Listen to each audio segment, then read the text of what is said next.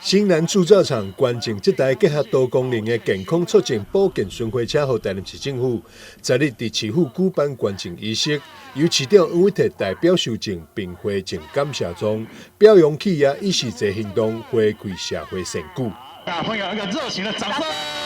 哇，谢谢，谢谢邓董，谢谢新南铸造厂。很多事情都是预防胜于治疗。我们这一部这个健康促进巡回保健车，这个是可以让我们深入到每个乡间深入到每个社会的偏乡也好，或者是我们这个城市实在是面积很大，因为我们面积是台北市的8.5倍大是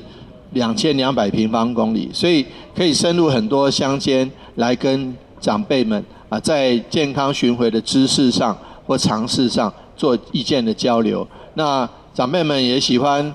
开杠破刀来这边唱个歌，就很容易直接跟长辈拉近距离所以你讲的话，长辈容易听。因此呢，这个是非常非常好的。那也谢谢新南铸造所，谢谢利他资源社会企业。新南铸造厂秉持出自社会、用之社会回馈精神，希望台南市民会当健康安居，也希望这些关键会当达到抛增应的效果。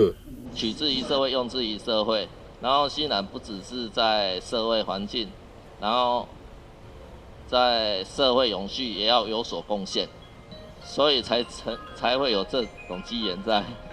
卫生局表示，为了这台保健巡回车的加入，将帮助新生里健康促进宣导落实，包含鼓励民众按时接种疫苗、认识传染疾病、进行长者功能评估、甲癌症筛检等。在促进民众保健参与的同时，也为全民健康把关，使得台南成为更加有活力的健康城市。记者张世伟采访报道。